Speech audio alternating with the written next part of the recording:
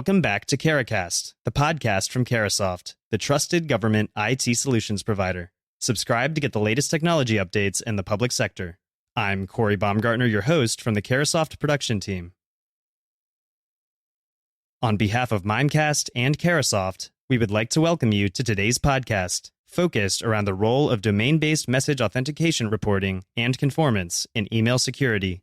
Brad Allen, sales engineer at Mimecast, will discuss what DMARC is exactly and how it adds another layer of security to business email systems.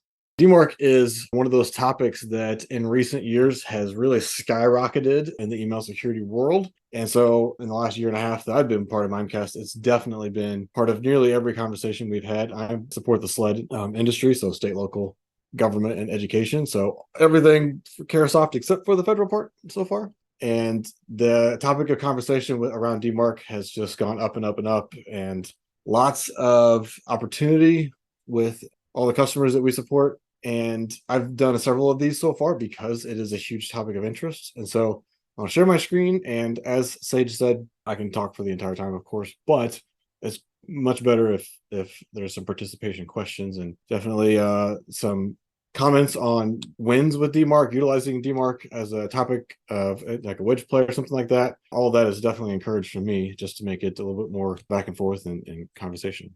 I wanted to start off with, because SLED, the education part, we work with a lot of higher education and K through 12 and all facets, but DMARC, as I'll get into, is one of those technologies that it's DNS based. So it's very easy to just look up the records of, as long as you know the domain name, you can start looking up the records, and I'll show you how actually later. Because of that, we scripted a little reconnaissance here, and I know that there's some participants that this may hit home for, so I wanted to highlight this. This was done earlier in the calendar year, and so some of these have may change, but what you're looking at here is we did a little open source reconnaissance and did a script to go look up these Division I colleges and look at their records. 352 schools in the U.S., 104 of them had no DMARC record at all. And the 248 that did, 198 were at P equals none. And I'll get into what all that means if you don't know. But what that means from this perspective is that 80% of the colleges that have DMARC, a DMARC solution in place or a record in place, because they're at P equals none, they weren't doing anything with that information. Some of those definitely may have been just starting their journey, and we don't know at this point because we haven't followed up yet on how they've progressed through that journey. But we do know that a lot of the records have been stale for a long time, and they weren't doing anything with that information. And then that doesn't even account the 104 that had no record at all, who were definitely not doing anything. So let's get into why it's important and why that may be the case and what I'm even talking about.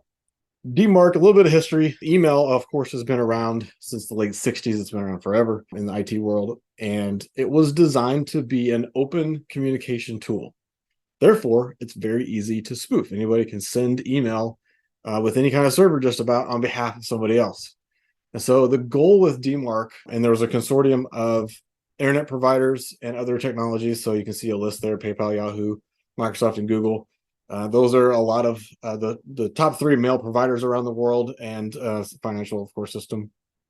So in 2012, they decided to get together and come up with some technology around email that would help protect brands. And I'll get into more of what that means in a second, but detect and prevent spoofing. So DMARC really is simply a policy to enforce some other tools called SPF and DKIM. And so DMARC is a validation system. You gather up some report information, and then you can make some decisions based on those and then get to a point of enforcement. So it's designed to validate and enforce email that's coming from your domain, whether it's valid or not, and then make the determination of what to do based on that. So that's what DMARC actually is a policy. It sits on top of 2 other technologies, SPF and DKIM. Sender Policy Framework is one, and DKIM is their domain keys identified mail.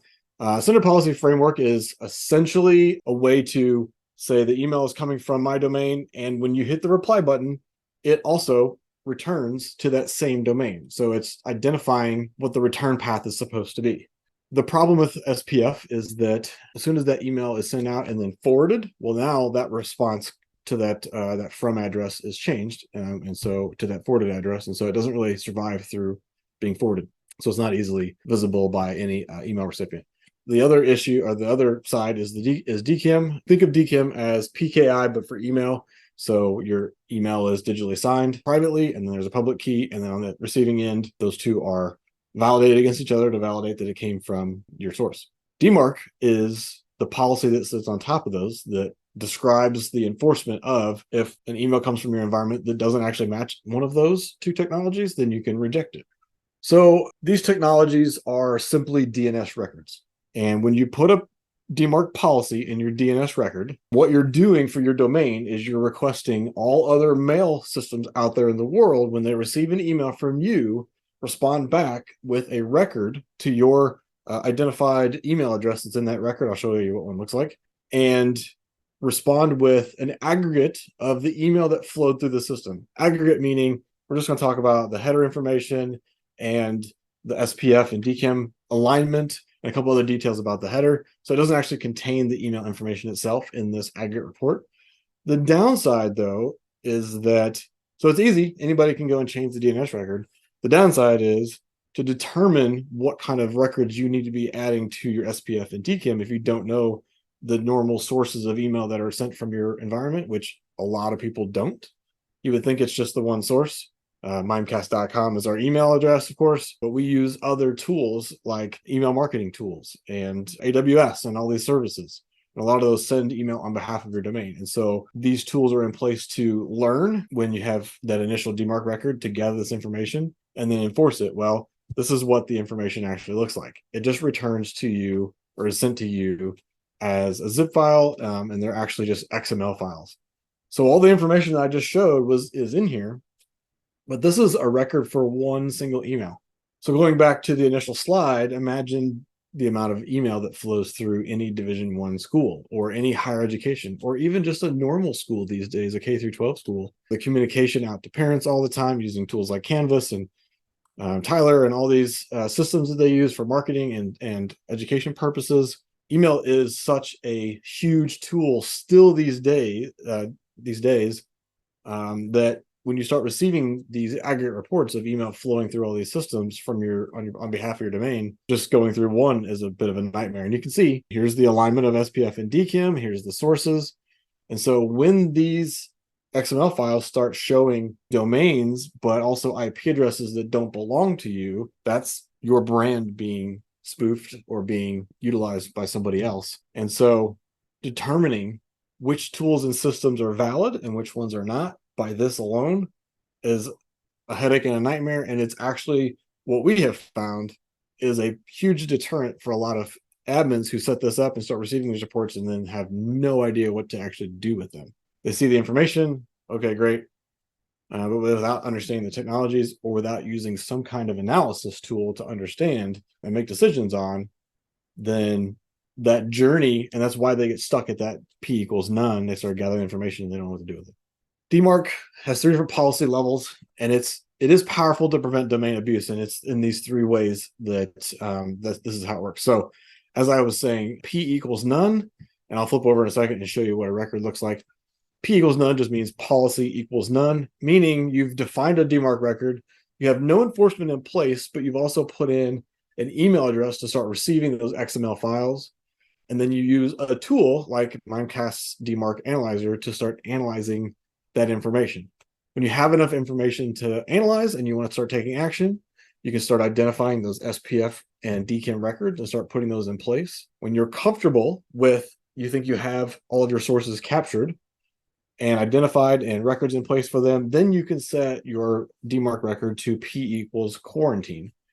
And what you're doing then is telling the rest of the world when email comes from my domain and it's not on my SPF record list or my DKIM record list, just quarantine it. Put it in that receiving end's user's junk mailbox. And that is the first part of, instead of them actually getting an email that looks like it's from your domain.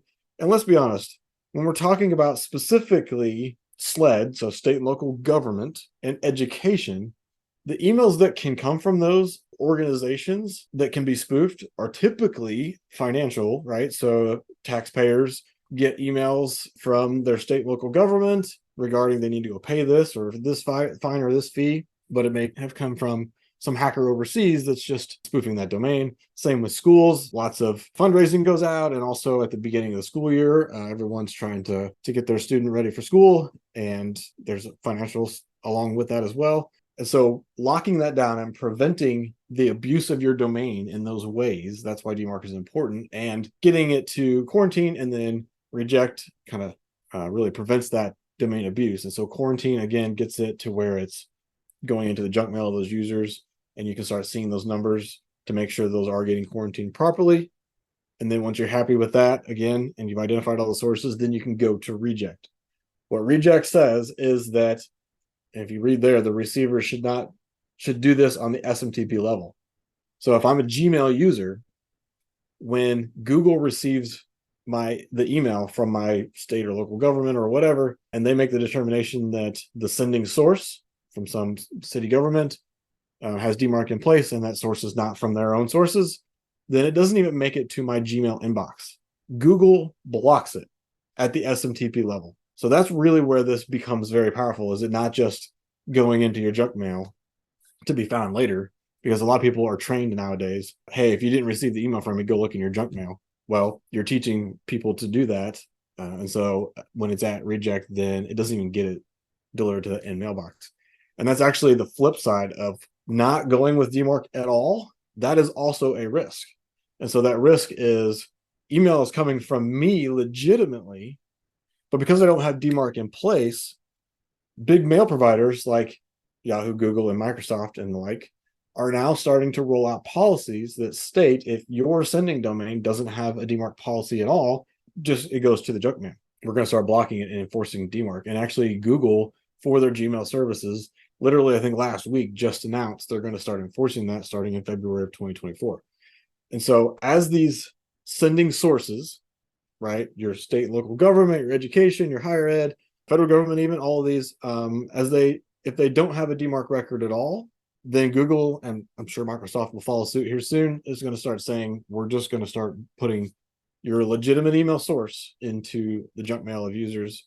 And so they won't even get it. And so that's really driving a lot of this, along with cyber insurance practices. So without DMARC at all, your email could just not be delivered and put into junk mail. With DMARC fully configured, you're now controlling the source of those emails to sources that you have validated. So Mimecast is a secure email gateway, which means email coming into your environment has to go through Mimecast first. There's other products out there like ours. The goal with Mimecast, though, of course, is we stand in front of your Microsoft or Google environment. And so, as I had stated earlier, as email is coming into your environment, blocking it at the SMTP level is the responsibility of that mail provider. Well, now, because we're the gateway, we actually are that DMARC authority on behalf of your environment. So if you have an all Microsoft environment or an all Google environment, it won't be Microsoft or Google that rejects it. It'll actually be Mimecast. So it doesn't even get to if you have that reject policy or that sending source has that DMARC policy at reject. It wouldn't even get into your environment. So that's on the inbound side over here. On the outbound side is where we're talking about putting that DMARC record on your domain and validating those sending sources. So it does two things, and I've kind of described in detail those two things, but at a high level, I know this is kind of marketing jargon, but gain full insight and control over your email channel, full insight and control. So you get that insight using that none policy, this policy analysis phase. You start analyzing all those sources that are coming from your domain, determining what to do with them, and you start enforcing those policies. And then you just continue this loop over and over and over until you get to full reject status. And after that, even you can configure with our tool, of course, configure that active monitoring.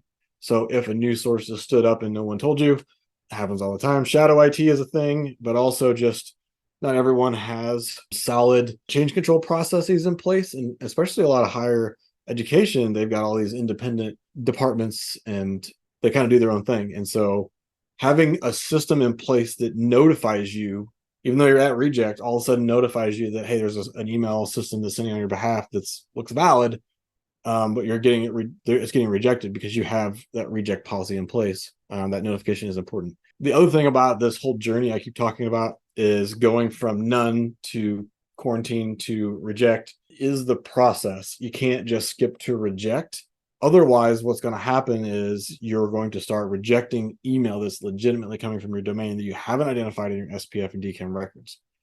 So you need to go through this stage of process here to identify and then start quarantine and start locking it down and then get to a reject, with one exception. If you stand up a brand new domain, start off at reject. If you have 4 or 5 domains already in place and you've got those going and you want to start up a new domain for your brand, that's great. Immediately go straight to reject. Identify those SPF and DKIM sources. That way, from day one, when people start using that information or using that system, it's already at reject. So we can move on now to the actual tool that we have, which is called DMARC Analyzer. Our crack marketing team, the naming of the tool, it analyzes your DMARC information. Nothing more than that, other than the fact that the way we present the information and the way you can take action on your SPF and DKIM records, that's where we really start to shine. Again, the keywords there: gain insight into who's sending email on your behalf, either legit or not, and then gain control over who's sending email on your behalf. That's where you can start actually locking down your domain and preventing email from being sent illegitimately on your behalf. So it gives you that 360 visibility across all your email channels. We know nowadays cloud services are great. A lot of schools that we work with use both Microsoft and Google, usually split between staff and students. And so because this is a domain level tool, any systems you're using behind that domain all flow through your domain. And so we're giving you that governance and visibility. This one was a big one: mitigate the risk of deploying DMARC too early. Like I said, if you get to that reject status and you don't have things fully considered or fully configured in SPF and DKIM, you're going to reject emails that are legitimate from your system. And so we don't want that to happen. Self-service tools and a recommendation engine. So we have some really great tools built in to recommend where you need to make those changes. And then lastly, that the alerts and reporting. As I said, once you get things fully configured, having the tool then not have to live in the tool and instead have the tool tell you when something is out of compliance with whatever you deem as being compliant. When I talk about DMARC being a public record, there's lots of tools out there to look up those records. It's just DNS, but it's specific to your mail record. And so Mimecast actually provides a couple of web tools to look up those records. So DMARC is one, and then SPF record check is the other. DKIM is a little bit different. DKIM you can look up, and we have ways in the tool to do that, but it also requires that you know the source that's coming from to be able to actually decrypt that record. So you have to have the keys to look up that information, so it's not as queryable publicly.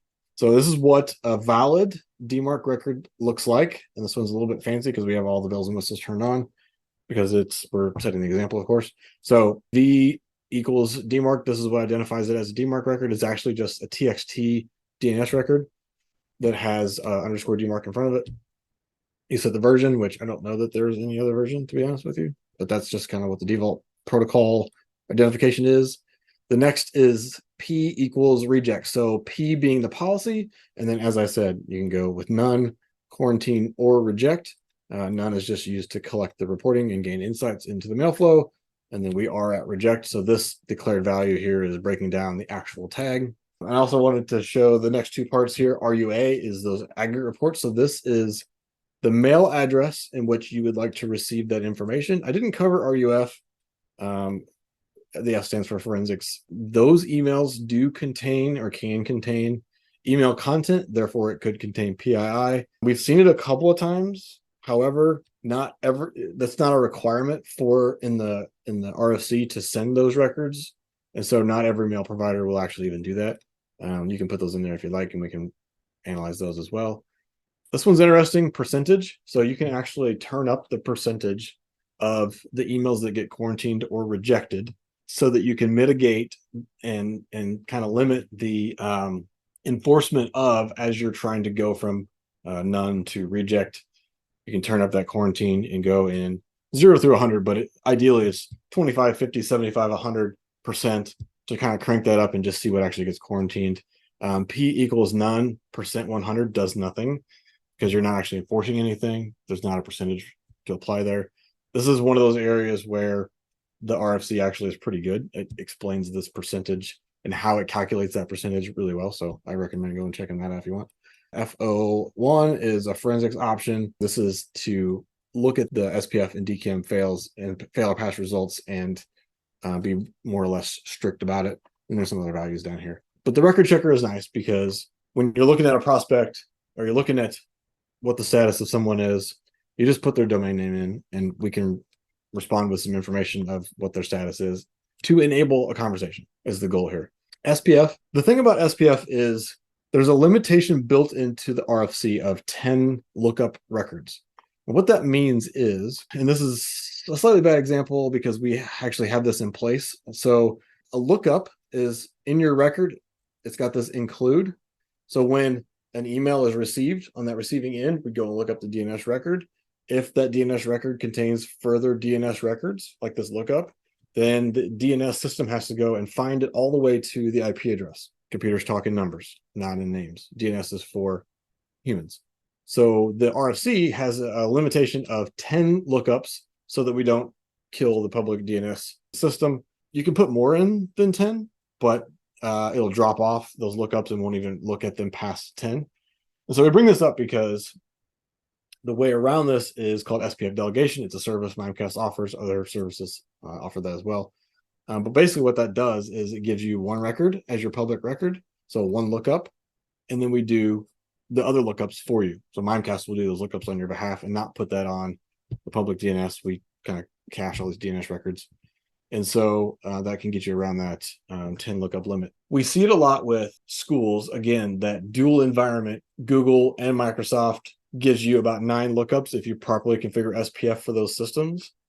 And so as you add on your marketing tools and other tools, AWS and the like, Rack Host and those other environments, you can easily get past that 10 lookup limit. And so that's where SPF delegation really comes in when you start utilizing those other tools. We have one question. Does a lack of a DKIM policy prevent full utilization enforcement for a DMARC policy? No, it does not. You're not required to use SPF or DKIM for all records. And in fact, some records don't support one or the other. And in our tool, we actually will show, I've seen it a couple of times. Emma Mail Marketing is a system out there that doesn't even allow you to use, I think it's DKIM. Maybe it's SPF, whatever's on. Yeah, SPF. SPF for whatever reason. So it'll say that it can't be used. Ideally, you would have both, and using both gives you a better chance of making sure that somebody on their end can validate that email. But the answer is no, it's not required to be in place to go to reject. You just want to make sure that you've got some record in either SPF or DKIM to identify that original source so that on the other end, there's something to validate against and enforce. And if you only ever send email from Microsoft, for instance, you don't utilize any of those other tools, which is rare because they are so prevalent, especially with constant contact and a lot of the mail marketing tools for businesses. But if you just have Outlook properly configured using your on Microsoft domain in SPF, you can go to reject without having DKIM in place. Definitely recommend it.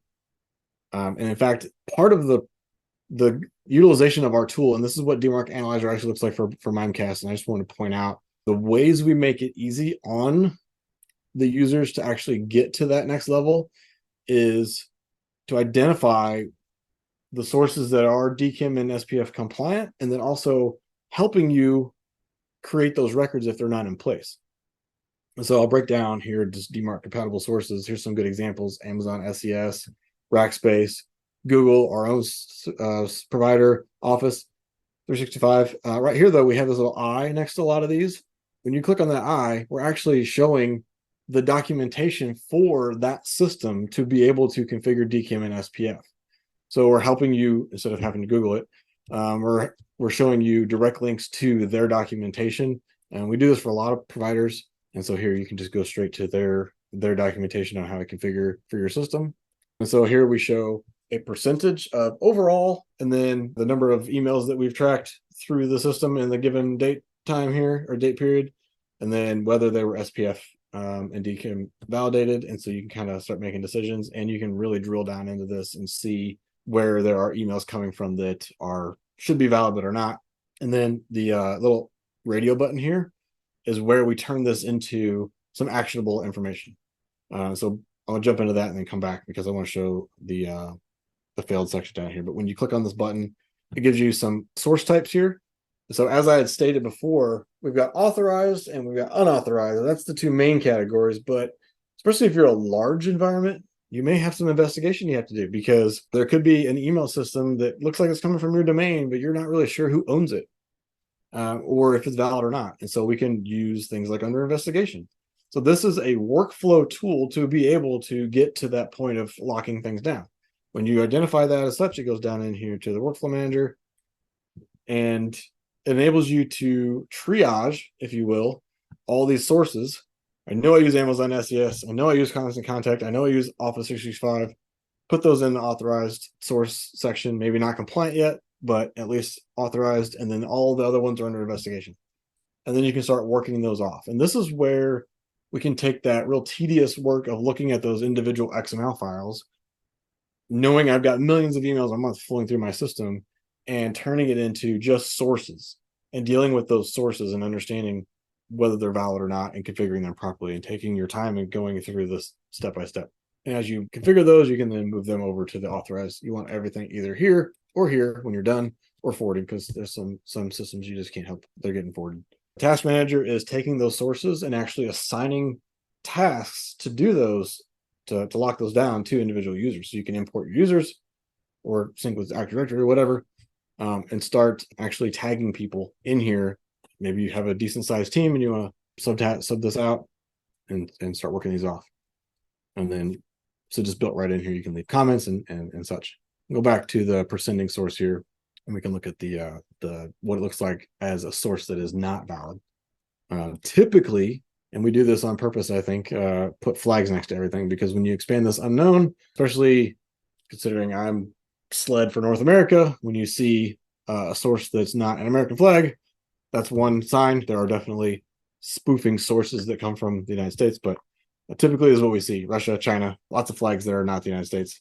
And a lot of times we will see a pretty large volume of email. And so this is what you're trying to reject and protect against. When you get SPF and DKIM configured properly, and you get to DMARC P equals reject, these are no longer valid and they will not get delivered, not even to the inbox. It gets stopped at that SMTP level, at that mail provider level. And that's what we're looking to enforce. And you'd be surprised, even the smallest environment that we've worked with always has sources like this, because the hackers over there are automating a lot of this these days. There's also some sources that will show up down here that are legitimately spoofing your domain for training purposes. Think about, we have our own tool called Awareness Training. There's another popular one out there called KnowBefore. They are designed to send phishing emails to your own users. And so those also need to be properly configured and can be properly configured. So they are DMARC compatible sources, but still appear to be a phishing attempt. If you don't do it right, then they'll just show up down here in the failed section. I've seen it before. And then definitely a lot of other school-related systems I've seen down here several times. This journey that we have through our tool, we've got managed services that can help users get there. So you can just pay Mimecast, of course, to help you. But the built-in tools are pretty great as well. And then we also kind of guide you along. So got a lot of good setup wizards and knowledge center here, with the goal, of course, of education, and then also just helping you get through there. A couple of nice things. As you make changes to that public DNS record, we're constantly kind of watching those DNS changes. And so where's my, it's not showing up. This will show a timeline of those record changes, which is quite nice. DNS Manager is a tool that will connects to your actual DNS and allows you to create records from within DMARC Analyzer. So these include records that we were talking about before. So we can easily update that SPF delegation. You just add a plus sign here, type in what you want to add on here, and then click publish to DNS record, and it will just publish it from within the tool. And then the last part here that I want to get to, and then we can stop and ask for other questions, is the alerts and reporting section. As I had said, the goal with the tool is to identify everything and get it to P equals reject. But once you get to that point, the tool is still useful, because especially with large universities and large environments where there are some people with autonomy that can stand up these email systems without notifying you. And so Compliance Monitor, you identify an email address and a domain to watch and the level of compliance. So you can either do total number of emails, or we like to just do a percentage. So put that at a low percentage rate. That way you get notified when a percent of those emails is getting rejected from your policy. You can get an email notification from the system to then go take action. Thanks for listening, and thank you to our guest, Brad Allen. Don't forget to like, comment, and subscribe to Caracast, and be sure to listen to our other discussions. If you'd like more information on how Mimecast can assist your organization, please visit www.carasoft.com or email us at mimecast@carasoft.com. Thanks again for listening, and have a great day.